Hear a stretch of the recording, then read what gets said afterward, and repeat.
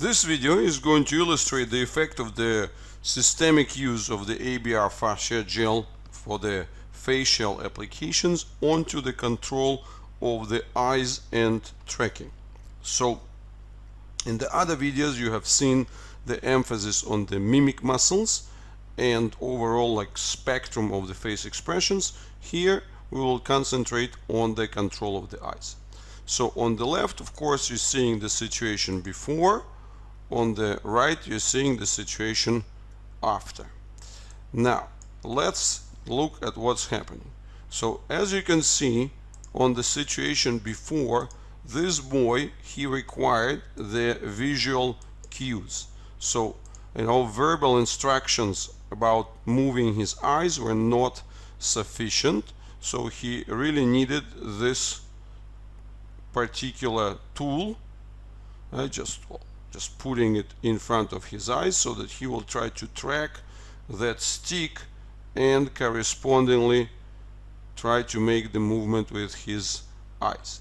Now, what we see is that for a certain period of time it kind of tracks together, but you can see also the eyes have rolled to their spot, and then when the parent is trying to kind of engage him more with the stick, this is not working particularly well, and you see he just really tries to follow the stick, but it's not very connected performance.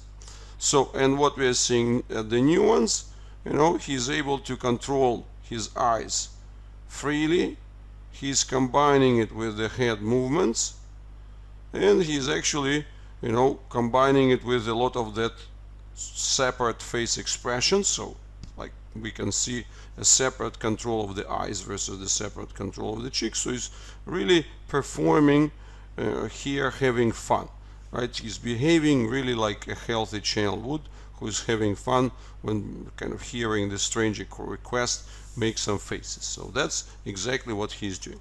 So now let's look at the specifics here of what the ABR Fascia Gel gives us with the control of the eyes. Let's go step by step. We'll start with the movement of the eyes towards the left. As you can see now, that's a very clean micro movement, most of the times well coordinated. And here what you can see here is that his attempts to do the eyes tracking, you can see that they are kind of coordinated, but the left eye is lazy-ish, and he can't really do the long movement, right, as he tries to do it. So he needs to close the eyes, and then as he closes and resets his eyelids, the eyes drift all the way to the left. So in here we can really see that the same controls give us a nice, easy participation of the eyes. And to confirm that this is a typical way of doing things, let's look at some more. Right, so you see that's the different attempts of moving the eyes, and you see this expression of the face. And now as we look at the way how this boy is doing it now, well, see, this is of course a bit blurred, but unfortunately there wasn't the best filming. It was taking place in the dark, but you really see how the eyes are moving towards the left, even though the image itself is kind of grainy. So that's one of the challenges that we often face with the parents, providing rather inconsistent filming. And here again you can really see how easily he switches the face expression and moves his eyes to the left. So that's very visible. Now let's look at the movement of the eyes to the right. So that was the global performance as we have already saw it. Now let's look at it more specifically. And of course on the right you can see this. You can see how controllable are the eyes, and that easy shift, control of the head and control of the eyes, everything coming upon the instruction, plus a lot of the additional mimic contributions towards the entire movement and that participation. And you can really see also this view with the eyes towards the left, where he's really changing the directions very, very easily. So let's keep looking. And again, this is the attempt to get with the eyes to the right, but kind of getting also the component of looking up. And here what we are seeing that component of looking up as well.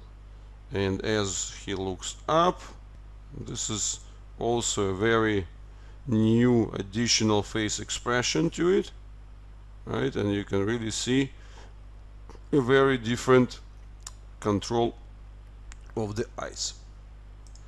As we already discussed it before, the main reason for such a control of the eyes is the fact that the use of the ABR Fascia Gel allowed to unglue the connections between the forehead, the orbital lines, the orbital ridge, the orbital circles, and the circles of the cheeks. So that's what gave the separate activity, and that's why the eyes are much more controlled, because if we look beyond the superficial layout, what we're going to see here, we're going to see several levels, right? You can see that that's a more superficial musculature, which has to be clearly articulated from the top and the bottom borders.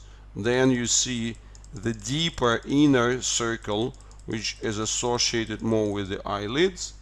But then underneath there is this level of kind of support and the trampoline-like suspension that the deep fascia, labeled as the orbital septum, as the membrane, is providing to the eyeball. So that's where we get the effects of the ABR Fascia Gel as the one that impacts this distribution and that connection skin muscle via the mechanical fat, via those multiple fibers which are typically too glued or too loose.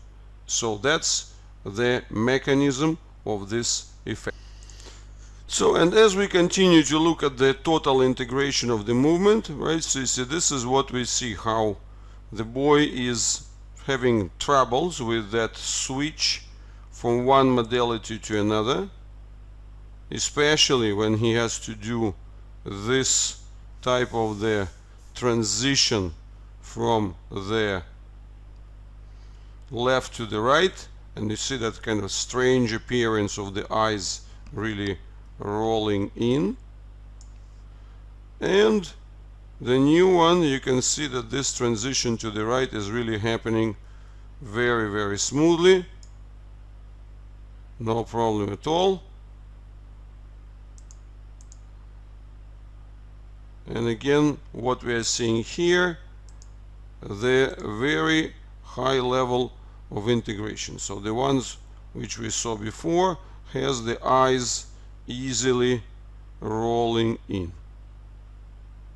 and the new one, you can really see that he controls the eyes very well at different transitions, and that's very, very clear. So that's really a very obvious illustration of the capacities, and this funny picture is the one that contributes towards the additional view of these new capacities that the boy developed.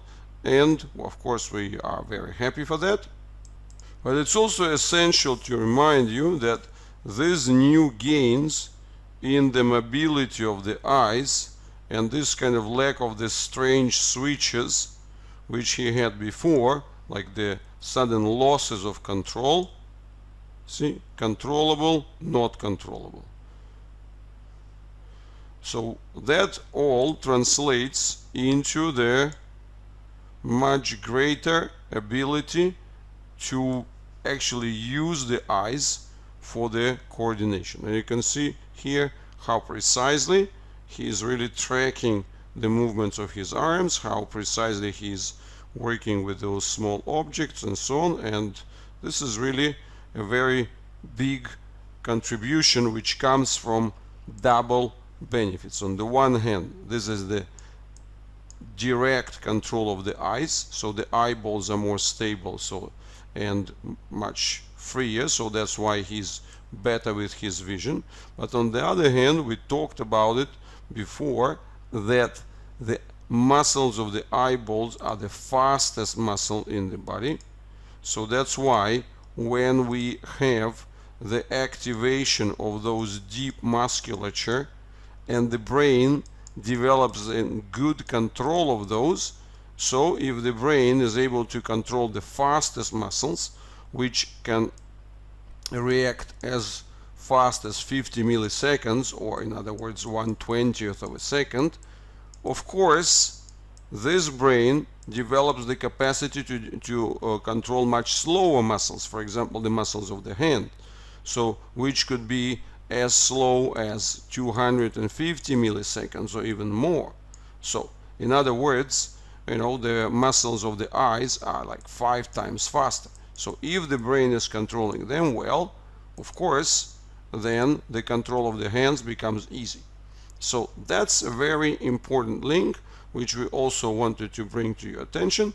And again, that's very obvious set of changes where we have to remind this basic thing, that this boy, the only tool that has been used but used consistently, so that has been the usage of the ABR Fascia Gel. So I hope that this looks inspiring, because overall this problem with the troubles of the eyes control is something that we are facing all the time with all the kids, ranging from mild to moderate to severe, and spastic, floppy, dystonic, but it's also the thing which affects also the conditions like the autistic scenarios and the rare genetic conditions as well, because these are the universal controls.